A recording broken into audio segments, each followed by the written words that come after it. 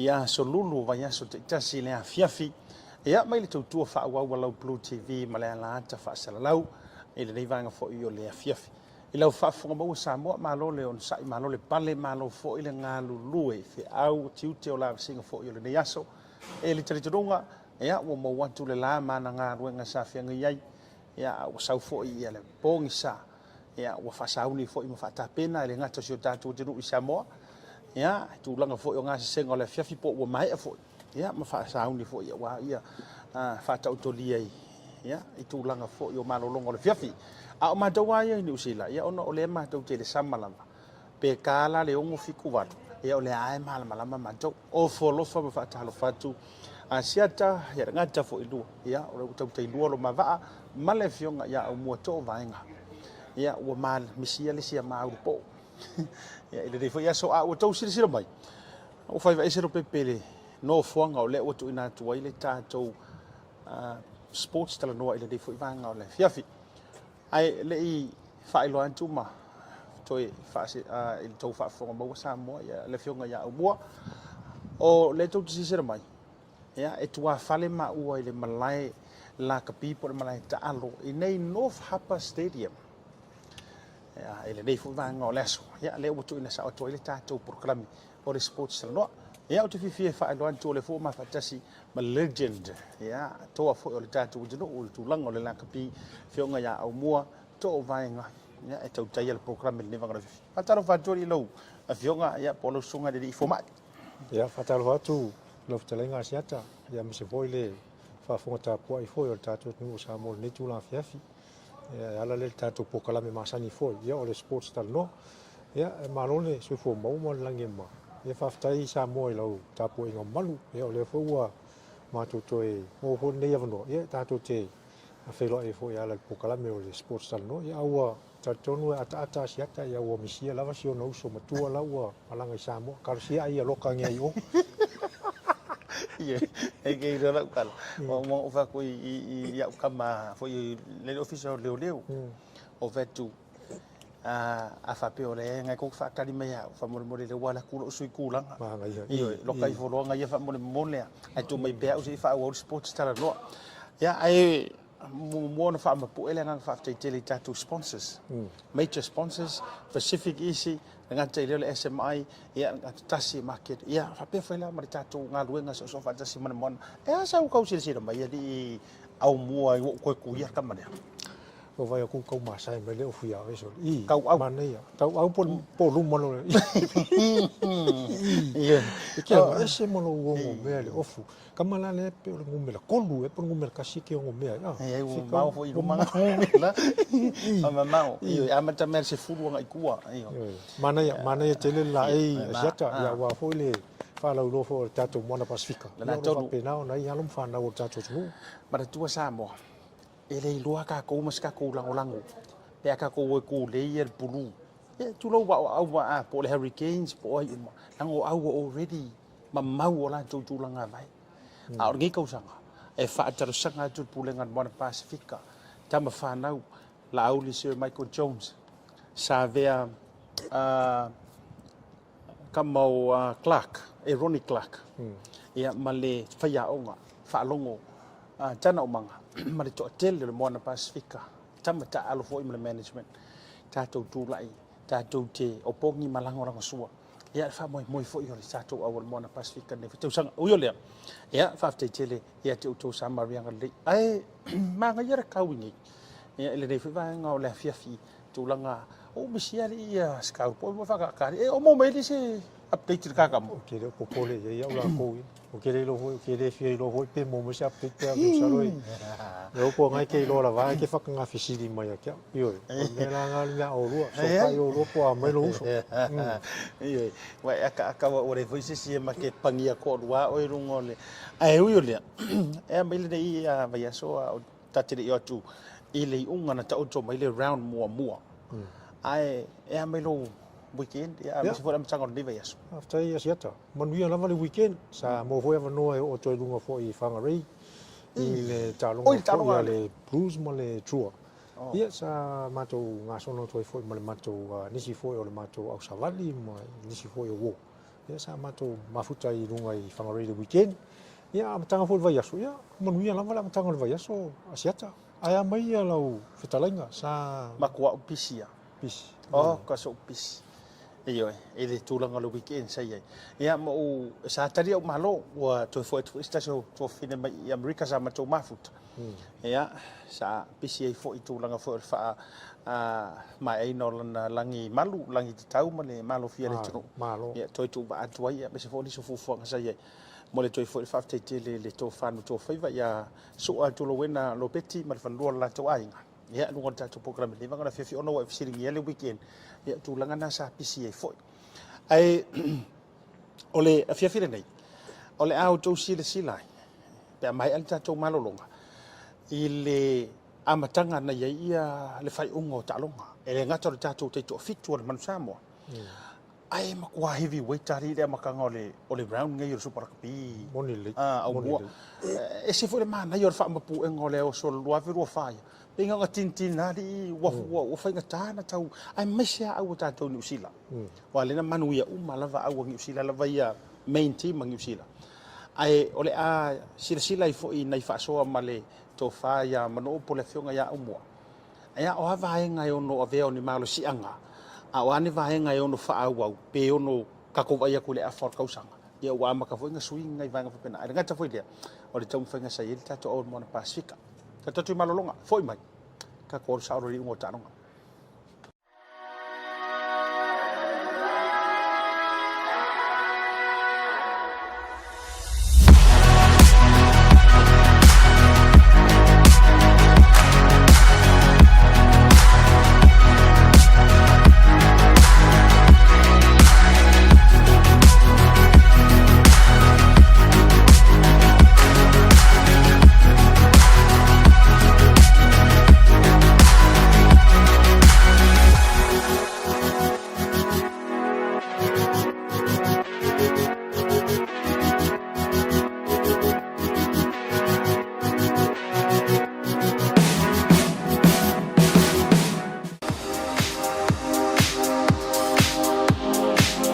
Hi,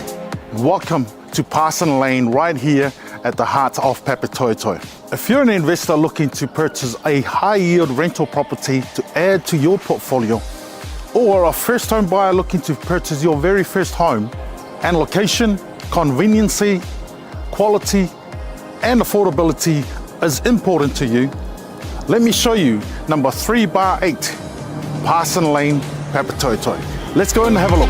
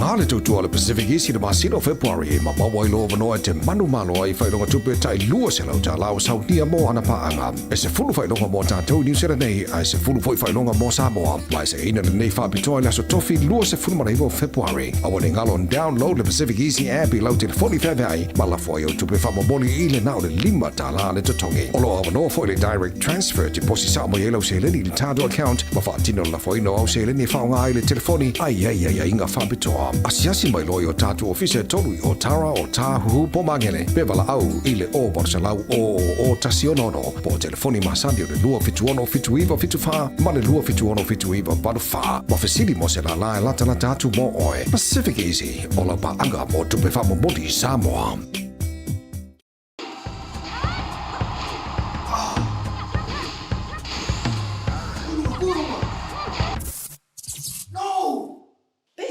Uma que as fosse, né? Salve Marfia, ai.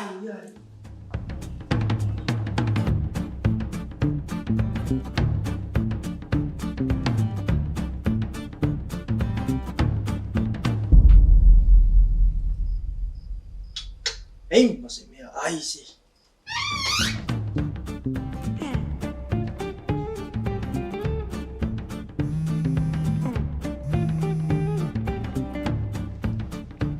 Halo,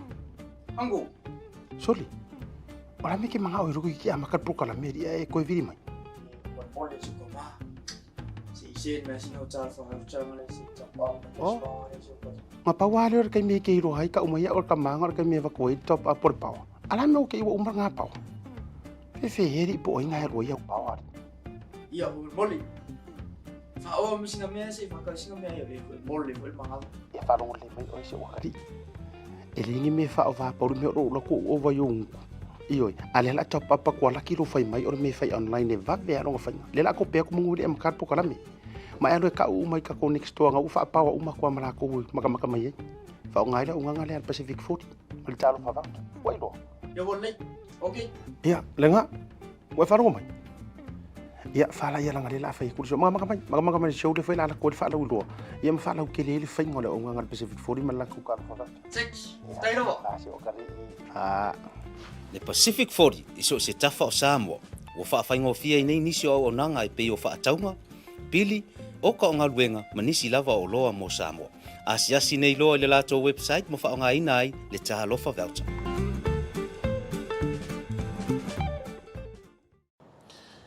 Toi whaafele ia tulu jali umai malolongo le fia fil tatu sports tara noa toi whaafte ia tatu sponsors ya mo le lango so ina le fo i por kalame ya ia fia fia solulu te tasi lau fionga mo ala ta amanta mai ele ngatala yungo talonga pa te fia fa mawina le nga whaafte le tatu au si o me mafa Monilo. le malanga me se tatu tulu le sa fa mai ina la tau ta penanga ma tau mo fainga ia longa ia ro faiva ile foi falanga mai e le aso sane le fa mawina mai e se fulu tato aulo tolu tato siliva e mari tato pine apa me tas le ngatelia fa mawina fo le tato record retoti ia por records por metatia le sa fa tu wina fo ia tamal nei o dono pelungi e le ngatala ua toe tata e ai le ko king fa tu ina le Commonwealth a o matalonga Pacific a o le la ua matua i qualify e set up mo le Olympic. Ele tausanga ni Olympic fa tausanga. Ai ela sa oi ma tau tu langa nei. Mana i tele le tula email tato sisi. Na tu foi fa malo mo fa tai fo ele fionga ya tu pepe mo le tato sisi. A mesi arum fa na usa mo sa fa pe na tau sinio le fa moi moi. Ya wa sa mata tu fo i au mo fo nei isia va no mata fo le social media. Ma nei tele le malorosi te leo le ngata ori ia te mai tai ia na we sau no sia tu sai ma tu la hoi matati ale sa fa tu ia le mema mata ina so le a oni sau ni oi esi se ke va ngo mai ia pe mo le hey o ia mu ho le fai le kapo ia ho ia se va ma nei fo ia ole mai tau mo tu a sia te fo me se fa fong sa se mai ala nga tu pulanga mo fainga fo ia fo le swinga e fa ia le tu pe vola tu la mai fo to samo ia le fo sa fa tino fo le si va tau fo ia le ala si le solo no mo fa mo me sa io pe o se vai tau o fia e fa marosia fainga o mingi o si va ka io ma ne tele wa la fo i le iunga ia fa tu le ngora tau pe o tu langa la na awa fu ia e fo le mele o le fai o si va ka wingi si pe na le o ka pia tatou ai e monele so no ma na ia yo jo pe lo fa sa mo o fo ka bro ngolo o le mea a fai o se vai nga e e tali mai ai le loto whaafitai. Ia, pe mua au ai le loto tele. Inga e sa haungi ka alonga, ai, o lai mea ku ua. Whaavivela ai ponga ai, whaavivela ai le loko ma le whakunga. Uio lea, whaafitei tele tātou au sisi i le tūlanga na ta oto mai ai. Tātou mai la ia lea i le ungo laka pisa iai. Ia, la tātou atu mua e whaafitei tele tātou teito fitu al manu Samoa. Lau sunga whaia onga te iuru, lau sunga tui sa mau fata, mule anga tele, Brian Lima, tau sa la lumilo sa le whaia onga lango ia, misa fōre pūlenga, toa mare tātou au. Ia, onga o kako a kako ngau a kako ke fia champingi, nga pei e se ile o whai ngoro kapua. Ai a whaapea ia, e tau te sila i le level o whaatino i tamata alo. Ma le tūlanga o le top 12 lea, tau on tātou maintain i lunga ma tūlanga umalawa. E lea se mea la whaapolei nei tātou. E se tūlanga e whaafitai tele lava. Ia, e le o koe whaakamala fo isi au. Ia ua sila ia whiki ia. Le o se so o mai ia fo ia. E fōru mele ia whiki pi uwhai, makau le la vera whai. O le tūlanga leo o titilo tu ia, siata, e mai se fōi au nei Samoa, Mawhiti. Ia, e mai tau atu le au lea ni usila. O le tele i o lauri ia o lewa keren ka alo ai le ia se swinga fōi lea. E la kiki ase swinga fo i kama fo le au New Zealand. O le majority a lauri ia. Ia ka alo ma maisia uri ia o mapunge ka ko ai anga mo piki ia lauri pe ia o Curry. Mickelson. Ia o Mickelson o ai fo le o kama le Molia. Molia. Ia. O la e vai tu fo le la o kia sa fa so mai fo ia mu anga ai. Tau sanga ela le swi malanga mai o le longa ia ma vai fo o le o mer kai mingi o lai o ka manga o le fisili la I ka komiki po le ale me ele o mi fa peonga ku mau ia ele ro e turanga na ale I lau vai sia ta talonga ile e foi nai ni sia talonga sa mo a me sia talonga le le au le Argentina misi na ia le mano tatou a tatou titilo foi e fa peola fa ia tu tulanga foi le ole a fa sia la fori o lumo la furinga fa inisio I le polo le nga io tapo no con se se le o nisina tu no e fa unga o talo ai I la uia te tu o la mai e ia le no tanto ia o se tulanga foi la le mo tanto tamata alo ina ia tamu fai ona malo si le mafau fau o nisi foi la to e fo le fa to ese ia tamu fai foi le fa malo si me le o le ese mai ma ainga wa mo ia la foi e malo si mai fo ngale como fai lo kele mai ala ya ru ma fo le upu le homesick ma fo ngale ai malo fa tai ma tango fi o le tūlanga nan ta o to mai ia le tamu fai ngal ta to man sa mo tai to fitu na mo whatever no e mo le lau fe autos to sia le songa fai a onga na tali mai foi mo le fa tai tele ma tūlanga uma na ila utala mo le muli no fetu se manda ia me uma ta panga le se ai se va ngai to la lo to fo mo mia le fa marosio kama ia la to decision making I te tono le malai manko pe ia sa nga o to fo ele ia ru perfia o nga mau uro ri mai kongo le malai fa singo mia nga fa kama I moment fo ngai le ai fa ia la o decision po po le tau ai o mea nga inga ia le pe nga sa ngo mo ia maro lo si o la to ma fa e trust ma believe le decision le la fa wa iri si me pe ka pe si runga wala ki ai foi le fati no ina isi kama ka alu pela ni usila le most experience e ri temi like fa pe ha o ia sa ka ngaru lenga vali ala trustar ka manga langa le sungu ingo le left to the point where e won up by ale ki fengi ma vai ma sa o ko ia inga so to inga vai nga na mo mi ai se tato au e fai le leo nei fai unga tamata alu tono lai ia o le unga na tau to mai ia I unga tatu talonga super kapi o e tau mole au mua pe faina ia mai se o tonga wa lea e tamangia mai matua mana ia talonga uma awani usila ona mulia ilo se mai talonga na ilonga Pasifika ia o nisi ne fai unga talonga asiata pe ona yaile fai unga le vaiaso o le super kapi o le Chiefs e korsu tolu manu malo le Crusaders e Rusu Riva o le Rebels na fai inga le Brumbies tolu skulu le Brumbies I le tolu o le Hurricanes e fa su malfa na ai a le Force e su malfa o le Blues todos su malfa ma Fiji and Drua e se fu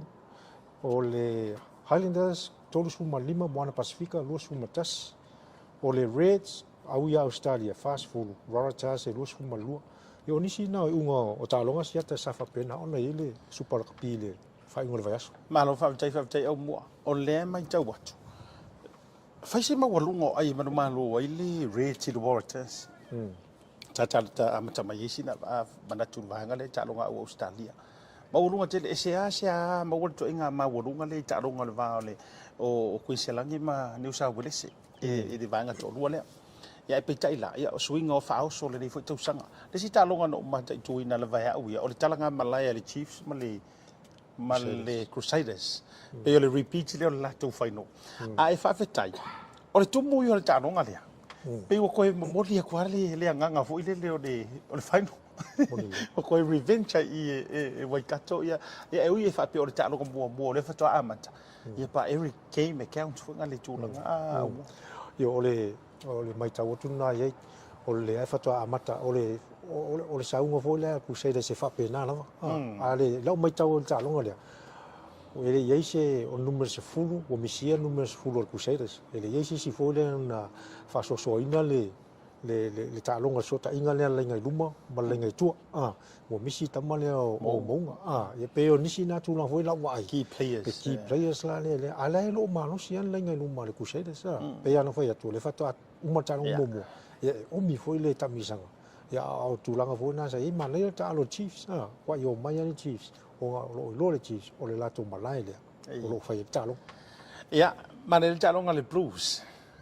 Tūlanga fo ia fo i o pi wa whake i le Blues ia le si au mātou mai fiti draw.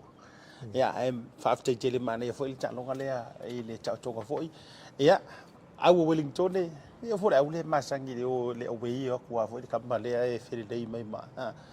Te le malo ia i fo Wellington i le lantou talonga. Ia, mo le whamalo ma le whaaftei te le fo i ia i la tau e fia. Ele avele la tau lango lango sua. Ele nei foi tamu sanga awata ma fana o se tatu tu o lo o yai. Tatu malolonga. A foi mai. Fasinga makala le au ale mona Pacific. Mare maka ukia. E ui ele tau le tini le talonga mo. Ai ai vai ngam tau tio le talonga.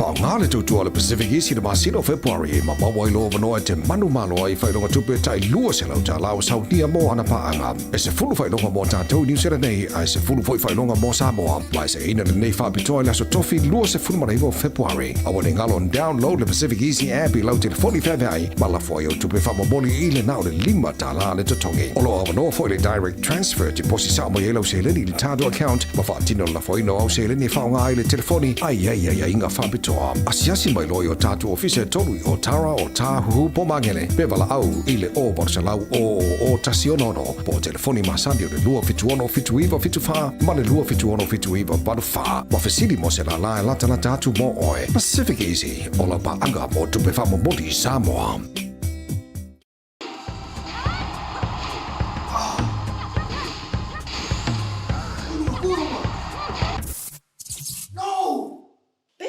Uma que as fosse, né? Salve, Marfia. Ai.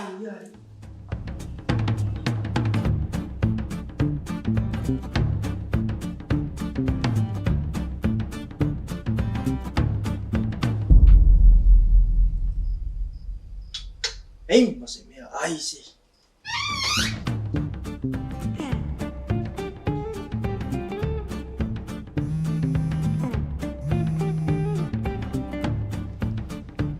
Halo, Anggo. Soli. Ora me ke manga o ruku ki amakat pro kala meri e ko viri mai. Olha se como se mas não tá falando chama se tá Oh. Ma pa wale or kai me ke ro hai ka umai or ka manga or kai me va ko top up por pau. Ala me o ke o umba nga pau. Fe heri po inga ro ya pau. Ia o mole. Fa o mi sina me se fa ka sina me ia le mole o manga. E fa ro le mai o se o kari. Elingi me fa o va por me ro lo ko o va yung. Ioi, ale la top up ko la ki ro fai mai or me fai online e va be ro fa. Le la ko pe ko munguri em kar po kala me. Ma ero ka u mai ka ko next to nga u fa pa u ma ko mara ko maka mai. Fa ngai la u nga le Pacific 40. Mal talo fa va. Wai lo. Ya boleh. Okay. Ya, lenga. Wai fa ro mai. Ya fa la ya la ngai la fa ku so maka mai show de fa la ko fa la u lo. Ya ma fa la ke le fa ngole u nga Pacific 40 mal la ku ka fa va. Six. Stay lo. Le Pacific 40 iso se tafa o Samoa. O whaafaingo fia I nei nisi o nanga I pei o whaataunga. Pili, o ka o ngā luenga manisi lava o loa mo Samoa. Asiasi nei loa I le lato website mo whaonga ina ai le tahalofa voucher. Talofa Lava, Tasi Market is here at the Mangere Town Centre, the heart of South Auckland.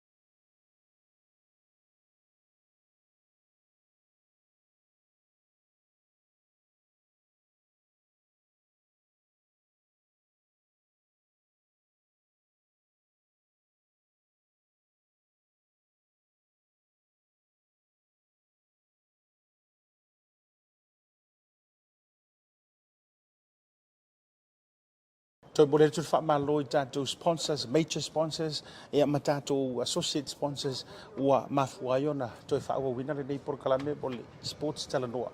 Ya ile dei FF la sludu. Lo fera o moa. Ole as how take po so fa to fa la inga ile talonga le na mai atu nei. Mo na Pasifika male au malosi o tako ai o lua I talonga ale fai o fo mo na Pasifika. Mana tele tula mai o le taronga le Moana Pasifika. O finau tele taronga le ya ta tonu foi asiata. Ya ele I yalo tamana foi le au o Taco Highlanders. Lori nei na foi ya sa mai taule le finau o taronga. E tale malolonga la fomomo o sili ai ale Moana Pasifika. Te le swingo le ilau mai tau lea I le ta alo le Moana Pasifika ma nei ala to game plan le sa yai ma nei fo ta alo foi le alo le tunu ia Failang Yeah, miracle. fai ma nei te le sa tu fisili ata tu mafau pe sia na le fa nga ye man sa mo ile taimi o li pola la ale na wo ki tilo tuni la so ya kai lo ye ai sa ye singa ngo ka inga a fa longo ka mi lo ka pe manga avi ko kongu ka male ai fai ale la fa nga fa longo ya miracle a matter ta longo le ya vai na le ta wo te le la le pe ya no fa tu i taru pokala o masalo ele i mana na ola uri fanga ono le sawa le ta alo tama le ya lu ko inga game plan ne ya sa mo ale la mo sau i o pawa le si tu lang fo le sa tala no toi fo i le va tu fa malo ya miracle mo le ya kam fai na vala consistently ya tu mau i ko li fi lu mo ya ta longa tele ni ta longa o le si tu lang fo le mai tau fo i mana ya fo le ngai lu mo ya set piece ale mona yana to skalamu line out le lei uma le lei fo la ko defense la to pui ngole pui power tu la fo le to titilo ele i longa nga se ki mai ngum se fulu wa pe o ki ya ne o ngum se fulu inga yam fai onga nga lu fa kasi le so kanga le ngai lu mo le ngai ko pa lo fa tai o sa fo ile ma cha tu le tu la ngole to mo fa ngal mo na Pacifica ma ne cha no mo mo e uia e le i kau le kingi se to nga se pili foi le ya o te longa foi man la male e tan o manga walanga o nga ka alo le awe e kusar ka alo mingu ke amaka man mingu ke fai ai antonu o se tape na ngale le na mo le nga ilu mo fa ngal mo na ma le au ia fa wa wa pe se e kau wa i le valus formingu o tutu mau le malosi mare beiso le talonga sa ama tamaye ma le ele comeback al tamo Julian Savea ya me se foi o le tau i lona tulanga fou le wai le masangi umai to tele tulanga le ya ai man le ele to comeback al tamai tulanga o le talonga na ta automai ai eu yang score fiki foi le stam fiti le sa wingi mo le Pacific ya o pe o tu man na ya na le talonga sa ai ya let's hope wala ngole away la mo na vasne ya asto na nei le amalanga Australia pe ya o le repos le la ta alo male fatulanga mai o Australia le la ta alo male ta to au le mo na Pacific ai ta lo sanga ina la la ko so ale ta to no whether you're a Samoan, Tongan, Fijian, Rarotongan or any cousin or brothers neighbors from the Pacifica, we need your support to come and support our Moana Pacifica. Yeah, as well as the draw. Yeah, and all the other teams here in New Zealand for the Esupalakapi. Mo mia te lele. O le tātou te malaele nei. Nof hapa.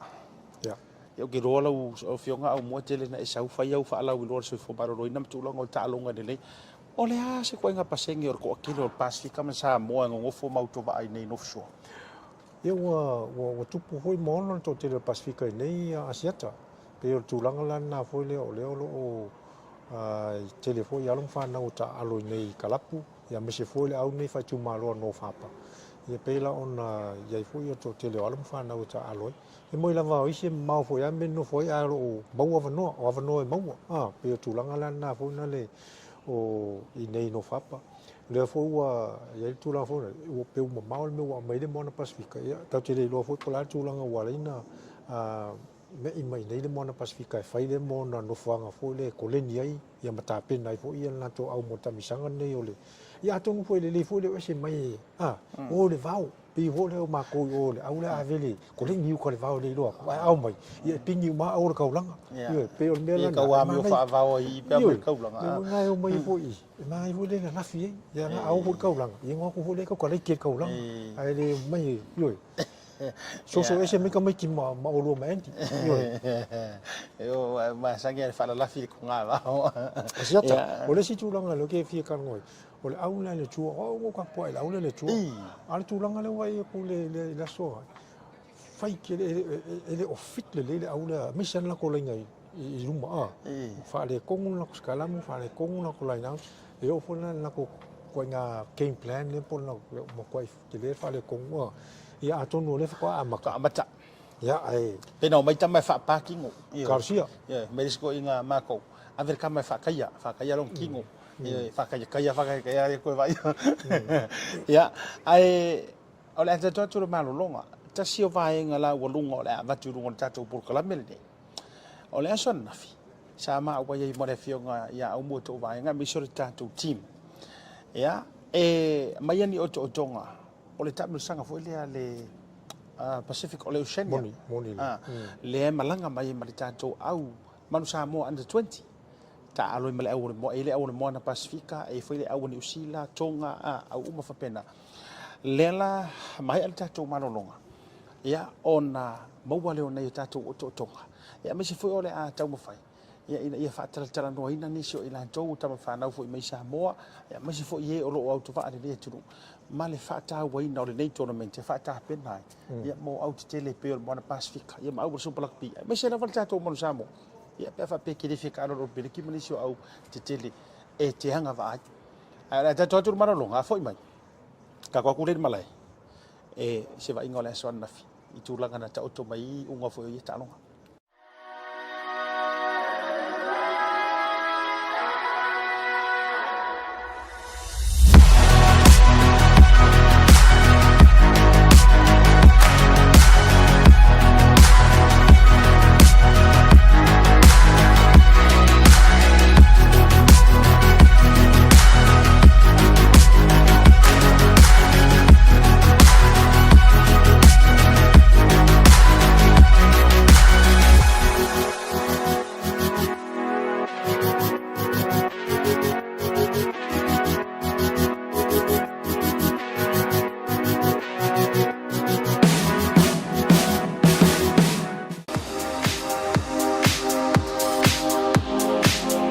Hi, and welcome to Parson Lane right here at the heart of Papatoetoe. If you're an investor looking to purchase a high-yield rental property to add to your portfolio, or a first-home buyer looking to purchase your very first home, and location, conveniency, quality, and affordability is important to you, let me show you number 3/8, Parson Lane, Papatoetoe. Let's go and have a look.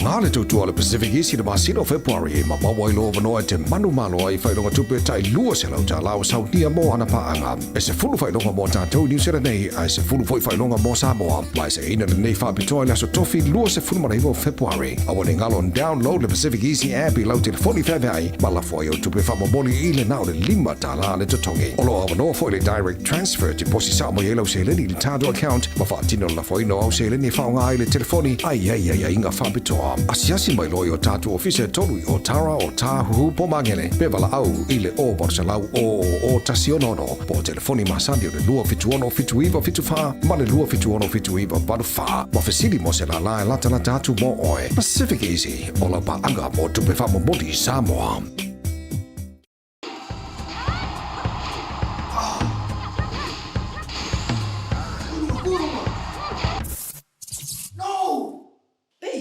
Uma resposta. Salve, Marfia. Ai.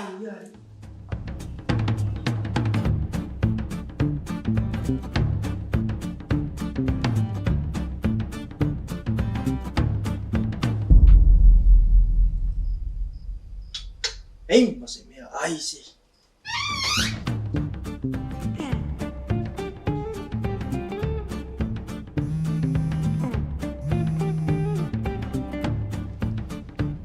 Palo, Anggo. soli. Ora me ke manga o ruku ki ama ka prokala me e ko viri mai. Wan mole si ko ma. Si sen me si no ta fa ha chang le si ta pa. Oh. Ma pa wale or kai me ke ro hai ka umaya or ka manga or kai me va ko top up por pau. Ala me o ke umar nga pau. Fe heri po inga ro ya pau. Ia mole. Fa o mi singa me si fa ka singa me ya mole mole manga. E fa ro le mai o se o kari. Ele ni me fa o va por me ro ko o va yung. Iyo, ale la top up ko la kilo fai mai or me fai online e va be ro fai. Le la ko pe ko munguli am kar po kala me. Ma alo ka u mai ka ko next to nga u fa pa u ma ko mara ko maka mai. Fa ngai la u nga le Pacific 40. Mal talo fa va. Wai lo. Ya bon le. Okay. Iya, lenga. Wai fa ro mai. Iya, fa la ya la ngale la fai ku so maka mai show le fai la ko fa la u lo. Ia ma fa la ke le fai ngole u nga Pacific 40 mal la ku ka fa va. 6. Dai lo. Ah. Le Pacific 40 iso se tafa o Samoa. Ua whaafaingofia i nei nisi o nanga e pei o whaataunga.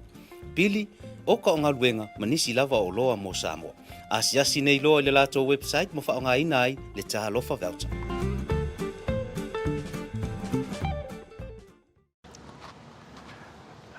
Toi whaatara whaatula le nei vanga o le afi. Ia, aware o tonga le nei mo le tātou proklami o le sports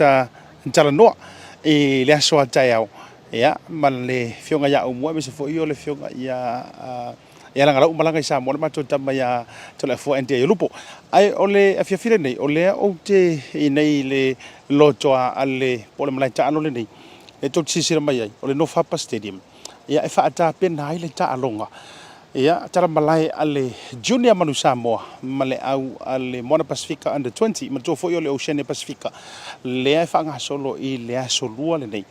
Ia la tau talonga, ia sa idi e fo. Poi o le asiampini le i tamusanga nei, e la vea ai au fi ai fiti tonga Samoa. Ia, male au la lea le Moana Pacifica Under 20. O le au le Moana Pacifica Under 20. Ia, e mix mai lava i tama whanau o le Pacifica. Ia mai la tau fo i o le aturu o New Zealand po au mau le aturu le New Zealand. Ai o le la tahali atuai. Ia le toi tau nu mai i o le au ale tātou Manu Samoa Junior. Ioi lea e whaia o ngata i uruai ia le fionga e sana tuilangi po tuilangi tō wha tuilangi e le sana tuilangi. Ia ma le langorong sua po tu le wasa. Ia pe foi la tai malanga ia sua hesa diarrhea ma le la tau pulenga. Toi titi o le talia o le o to ai tau nu le au mai fiti. Ioi under 20 la tru fiti. Ia pe ono tau sila mai nei tātou watai tu na tuluma. A o le talia le au tonga lo la tau mai ma Moana Pacifica Under 20. E ngata foi lai lea. Ia o le tātou au o le Junior Manu Samoa. Whiololo nei nisi o le Pacifica ma tātou tangata Samoa ki rongo fia la tau jerseys ma la tau tongi ngalo whai mai. Le ua au towa mai. E langolango sua mai moina le tau mawhainga a le tātou Junior Manu Samoa. O le tau le lima. O leo le atara malai le Junior Manu Samoa ma le au o le Moana Pacifica. E ngata foi lea. Ia o le talo le fitu so o mai tole talo ngā fiti ma le au malosi mai tonga. Ia ma ne le whaatulanga mai foi. O le tele lava o tamata alo nei, local players lava, mai le Pacifica, se vanga na ile Moana Pacifica, wa vai ko uka o mai si au supporter sa le tātou Junior Manu Samoa, te ropani tau ainga. Se uma fa solo te le tātou camera. Ia ai e to ai tau nu le tātou au le Manu Samoa Junior po le Junior Manu Samoa. Ngata le Moana Pacifica. Ia ona to sila mai foi la ia le o to atu. Ia ma fata pena wa fo le tātou talonga ma le Moana Pacifica 20. O le asai foi tātou vanoa. Ia e whaatara noai, le sunga le whaia onga te iuru. Ia tuilangi, ale sana tuilangi. Ia pe ato ai tau no mati tātou wa au. Ia, o se o tonga na mona ni taimi o le afiafi. Ia ai toi whaupopo atu, i se isi taimi o ruma. Ia, pen o whaia tulu taimi o whanoro, mo osa wasu e mei po ingi au sapora sa tātou au le Junior Manu Samoa. O le tāware mua la le mo vai mo le koe le fua Samoa. Ia, o manaturo, la usau ke whisiri mai ai. Ia pole ale au nga tonu ia e poi foi se alo wa fu yo na fea le malaile nei le Nofapa Stadium ia mo le toi tu la na fanga solo le tamu sanga ale Pacifica Junior solo fanga solo nei ma lo se fotina ma lo se fo siata ia o ai lo swafa wa le alu ngol tanto proclame le sports tala no ila so ta ma to vaenga mantele e rupo ia o ile swafa o fe le fio anga fa mole o lo ingo o fetu o mato ainga o tauti tavita mai mota o isore ia kasi antele ai rupo lau fionga tole fo ia tama fana o le fionga mo ta antu le fior matu atu fai ono me se fo asim patu ia la tai la un tai ia malofo tu ai ne fota o ai le ano o si o tou ainga le wa fu ai ka wasa mai o kinga me se fo o le tamai tua ma fani sur fanau O le li le ngo ia tutu atasi, crunch tauti mai motaa, o lona tama o sioane, siosi tauti mai motaa, o lona uso o tawita tauti. Le o mafuai le o mai nea fiafi e laulanga wing na fo e ta alonga nei whanau. So se mea lava e whaalongo ai o se Samoa. Ia, e mi mita lava le anganga ma e se fo i langona i tino. ma lo fa tai ya teltina o le tu langa le talo le tatu wa tama fanau pe afayo o sirfia ele no lai mato pa wale le mele mai la ka mai o le sau le au le mai le under 20 le Monsamua ya le lai o mai I fia I lo fo e ma va ai le li le po le alon tu langa le sau ai pe sau e u le ofu pe sau e talo ya e mai pe lango nai fanau wa sauni le pusa leo tele o el tina te tau wala au wanjo tonu ma vera fa mano si au ia I tam fanau fasino le inga me se fo yo alo umo se tatu au le tune Monsamua e o lea lava wa sauni lava lango ma fai lava le tia ma losi tonu I nai fanau e siva ma ususu ma ta watu e la to e fa ma losi le ta watu ai ta watu no I Samoa ia sau nonga fai usau fa manuia le tatu au le tune Monsamua o ke lola o le tina matua mua la avela fa munga nunga a fa sauni tam la tu talonga e talo fa lava ta watu no pele Samoa e o le ale taua lava pa ia malu o whanau ese wa fia ma mai nei ta alonga foi ia ai ia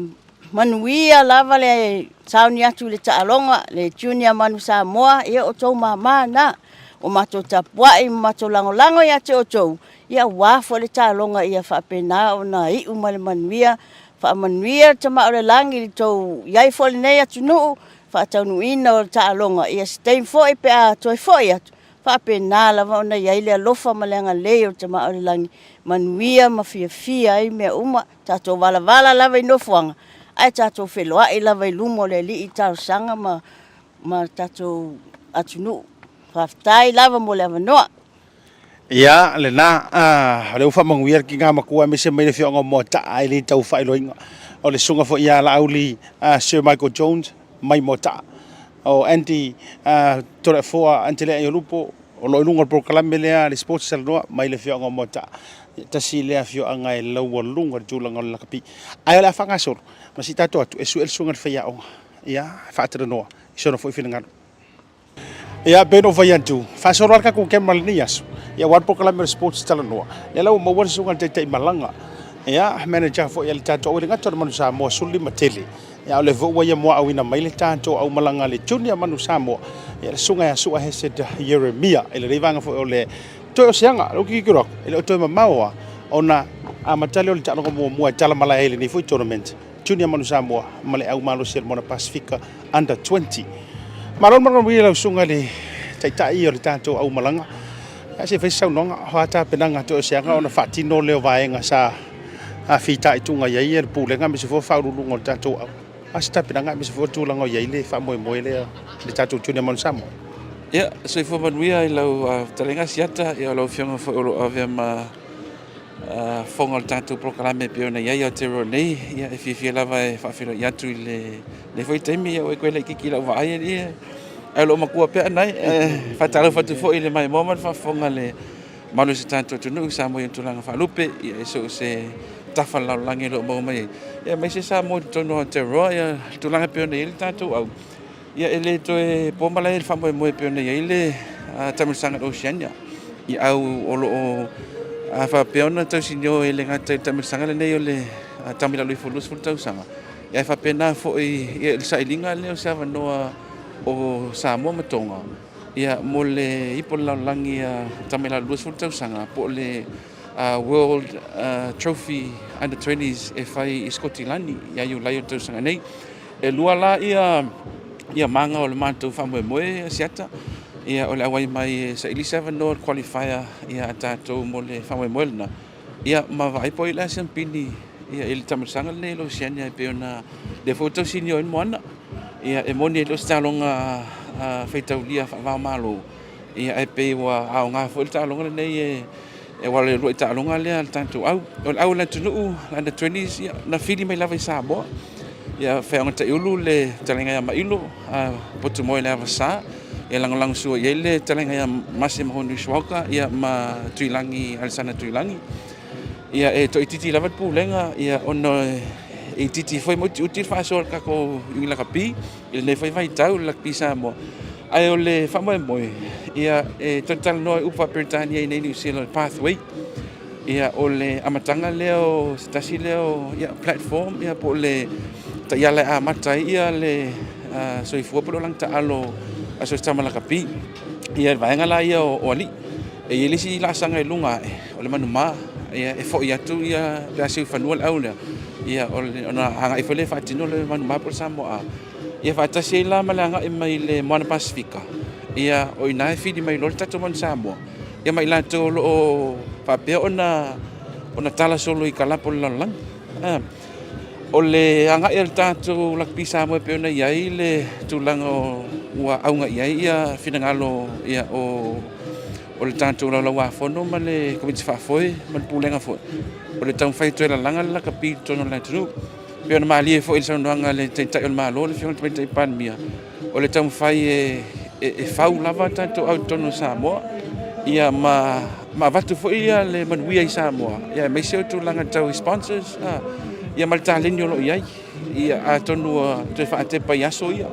ila matanga mai nga le ia lo ia te lo talonga ia pe la kapi la sai lo Samoa i na na po ia pe la na ia fa mo le so ia atonu se it's a step to the right direction ia mai atonu mai full tanto te me e tongina ma pero aso fa mo le wa hanga i mai montalenga ia masi ia langolango fo i au ia mai pental no asiat le blueprint le lunga tanto man ia ato ai la pa fa ka fa ki au ta fa le si fo i pathway le te tofitu pe na ia tanto sevens program ia o au mai anga i tonu ile ia ta vai tasi 11 man Samoa ia mai le foi la ia wa uma fai ngolo fai i lunga tanto man Samoa ia le ia amatona instioli i tamtalo ia matatole fatu le ina ia o mai au lunga ia ole to inga talo le fatino tato mai se it's those professional habits it's just tamtalo mai se la tato isa mo e kala kuloi ku ainga ia le saole ai le saol malo lo ia ol kolengi ia le siringia tulanga le fatinonga ia ol manava me uma skills for our people are players are naturally talented ai vaenga na le edginga ese tanto uma matangata lo nurture I fa professor nei yo vaenga I penta u le amigo vaenga uma ia tonu tal si sa nga le fa mo wa tam fa ai align uma ia tanto au pe le fa mo le na wa tam fa tino le foi au ia pe on finangalo ia le tanto plestene te fono mar ko fa foi a mai se pulenga I le fatinonga lang suela ma Moana Pasifika ma la to foi pitola au le sa elio tam fa na tono New Zealand ia ma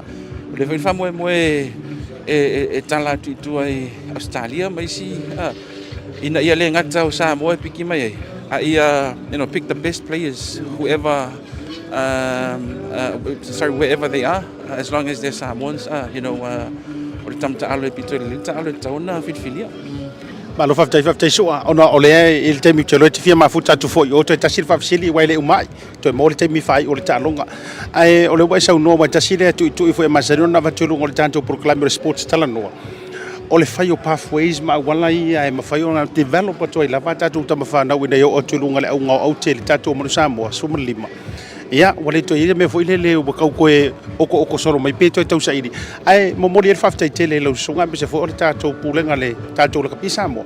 ono le la o va ia tino va tau sili ia o le wa matana nga yo I va nga uma politala tu pa ia ngal me uma mole le yo ila to fia mkapua i kako au ia me se foi o le tua na ar fisiri fa ula val tulanga o le wa tatu kalapu ia mo fne va no o te loe mo e lunga tatu po kala sports sal no le so tai ia o ana i kalapu o mai le feeling tanga nga tatu au le mai tam fa na tono tatu tunu ia le na fa la wiloa la sonnafi ia le tatu lisio le to lusu valo tam ta alu ia matatu pulenga to ono malanga mai Samoa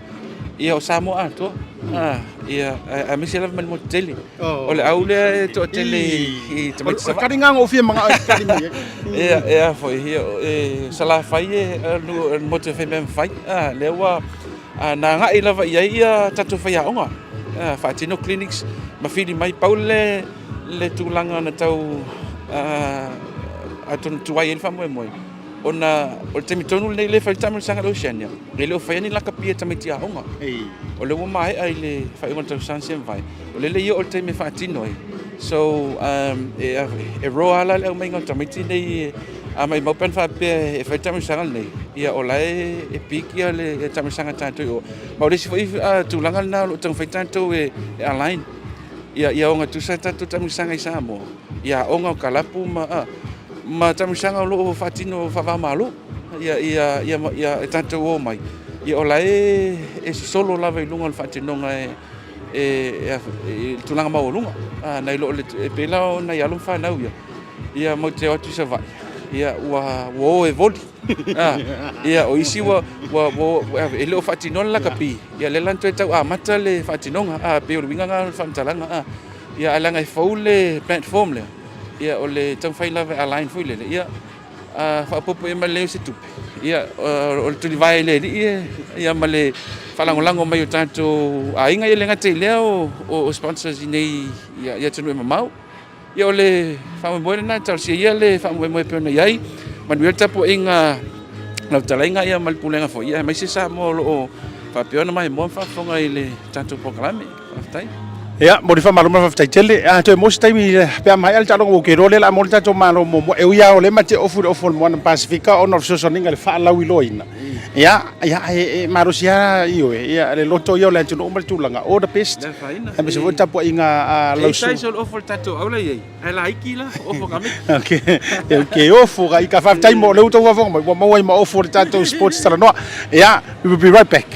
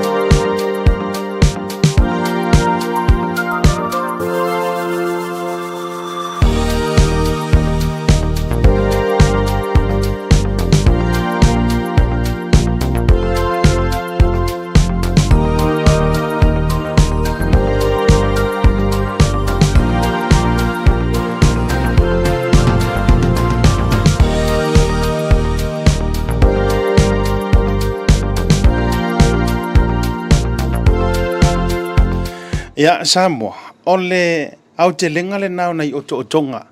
o le tatou sports talanoa ia pe ona ia foi le nei aso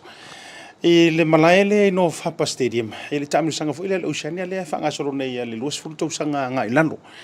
e ui mo le manuia le taumafaiga a le tatou junior manu Samoa mo le taimi muamua i le au mo le Moana Pacifica under 20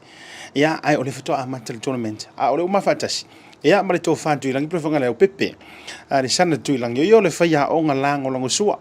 ia i le fionga ia mailo potu le vasa ia me se foi la o mase mahoni sroka ia ma le latou pulenga o le tatou tuna manu Samoa tuirangi o le tembo mo foi mo le no ai tate fa tala no ai foi dungo le por Columbia le sports tala no ia wale au mai ia au mo to vai nga me se foi o to fo ende o lupo le mlanga tui Samoa ia ala se rango le ia so le tulanga nei u ai ngale oro ka uru se ka ko malo a bu ko e se ko mari mal tanto malo le ia so ala se fa to fala inga la so ngal fe ngong ta lo fa siata ia malo fole fo mai mo mai malo da tunu por nei ia ol me tau la vo le o vai un kilo ka alo fa na ia wa sa mata pena mai fo Samoa ele mo fu se va no fa fo ni mato fo ia ta longa fa ta o e mato malanga mai ia o me tau la vo le wa fo le o tino mai ta longa le ia le se me fa le ton mo fa ta mala la vo la to ele o telefone ele fa ia me na fa tino ni to le ninga ma me fa pena pat ole rumah la nga i rumah mata alonga vas fo ia tele lava me tilo ia fi falia ma to e fia tala no tama i me tau fai ma lo fa ia tu langi il fa tala no ngai le temi mo ma le su ngai le tai malanga ya su ai se dear me nei ta uai ko akele o ngai ka mai ki o kai mo nei how te roa ora ke mi mo fo ngi wala tu ta alo i se malai fa pe nei ma tu langa pe o malai fa va o malo but so far le ungo le talonga bena fa tu o le fata mala lava ai sikalamu o mo to malo si o tato sikalamu tu mai foi moves al backs ma tu langa o mo fa pena ya ai pe ona decision making lava ta mala va ia mai pe ona eftalai o le follow le game plan ma tu langa o mo ia o le e ale fata o le talonga ma tonga le asa uni o dia i le aso to na i anga fone fafta se ta o le talonga le sto na ma tonga o le talonga le o le asa i le se au o le o tonga po Samoa e fai mo sur Pacifica le trophy le World Cup e fatino ina la le ia lai i Scotland Scotland per kangia so o mako ka penga nga ya so nge ko lu fa e fai ska o kele le o mai al makta longa mo e una e malolo ai mat o lo mato fia pe le a fo nga so longa o la mato fo tilo il talonga le pe na e a fo tele lava me vi falle pa o ka ko lava le nga falle ko ka longa pa le ya nga ya so ya mako ka penga das ko nga ya wa ka longa le mako ka longa ka o le e sa ile si au e sa o le por la lang tu langi le sifisili le te fia fisili so finangalo le temile nei le mingoia le lakapia le langi o pe wa to hi u lava au te tele le fa o ngai na mai o to tamatuai a vai yang usila ko tamatuai ia o kai me ko vai kai mi fo i manisi o la uso ia fa solo atu i au ale e o le no fene hemisphere wa matana to e pe wa i for fu ngiu la balapa wa umale mai o ngai to ina fo ia sa coaches ai pe wa to utilize la vale to mai o to sa lilingi le afu ma toto fo i to ino pe vela vai ngai fia le no to ino mai to watu ya potu la sa tu lo ya sofa matai a pe o ingo o si la fia le lang o le fa ta o le vanga le o le to mai o le to mai o tamatuai ina ia fiso ani le tapu e no le talonga te tono le tunu me se fo le Pacifica fafta se ta ia ta sila fia fo yo tanga ta molo time ta fo molo na valawina ia fo yo le ne tai bu mato valawina mato te mai se i to a mai le ta le ni le planga la itilia e ta ua tele la to fo tilo mai a mato fo tilo talen mana mia lava to nga tanga tale pe o mato le na fatino ina talo e mato tam fai e molia tut fe ele tupulanga le e tahua tele le talonga le la pi e tam fa tahua se lau pasen o te fa pe te sa una lo wai o le pathway le e ki sa o lunga man Samoa sa lunga e ma walo no ke al watu i con kalake ma ala ko foi no mau ma ki foi ele na Samoa se la lang te le la langi le te le iba ai pela na ta o ta longa le to te le marto au pior te mo le o so le un vale le o mai foi sui for swinga we sui for vai nei e pior me ana puta me ia la ti te tamale il fainga la ko fai unga con malai pa me ka o lo manuia ma mai man manuia ta longa le nei asu alo faafetai io e faiuga o le taaloga nei ai e lua sefulu ma le fā ia le mona pasifika i le lua sefulu o le tatou au ia vaevaai leai e le finau o le taaloga koe mamuru kua ia mo tatou lima ui o lea faatili foi mo naʻe samoa afio mai le asotoanaʻi lea lasau nei so tofi aso falai le asotoanaʻi i le malai lava lea North Harbour Stadium tapua ia e kāua laulagolago se o le feʻeia kuai kua ia maua i foʻi le loto malosi ona ia alo ma tamafanau si tatou atunuu tuilagi so se kaimia sa wai outou e afio mai outou tama matutu o le taaloga luga o le proklame lenei le sports talanoa le Blue TV o te fiafia ia o fesiliga e ka ua fire questions a fasamoa mo fesili mumu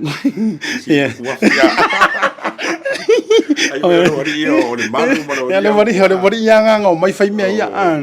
ia le la faafetai o e le isi hero le taaloga tulaga o le teko sawa ma le faatinoina ia o ka mavoi e sa o kala lo au le faiso a le oki ia e faafetai o se avanoa le aumaua ia wa saungi ka ia ka fesili asa ia o le ale taaloga laua luga i lou olaga faaletama mo le manu Samoa taaloga lea tatou ma Australia loa fesutas o ai se kama ka alo a e fia se ke fia e makua kasuki ai kaimi uma pe ako ka alo i taaloga international kama lea o Makueto England o ai se tangata la kapi e pe ke kau musu ke kau fa fefe i ai kaimi fo yo e tu mai lo foi pana sawa ale fai ko kudia le ase taimi matau tia o lo soifuanga ta alo e fa angalonga ta lava i se mea tupu so se mea kupu kongol malai fingerlis Kemiores lo mako faino mo o langa kwa bo engelangi lo ya score play of the year o le ase taimi mawala lo a se ka lunga makwai ka kirifi a fisi ro si kirifi ka langon nga ka lunga la fisi mentu ka lunga mafelika o red card e ai se singa ku ye kongol malai le mo camera le ai ma se si fisi muli o se lo fali ma kwa e iri kaka ya fa ya ka longa te mo etalo le fali le kwa ma la fali ya ka longa ngi Tuilangi brothers you name it o ai o ko sawa a o ai fo ile pesti lungan malai ana te do talno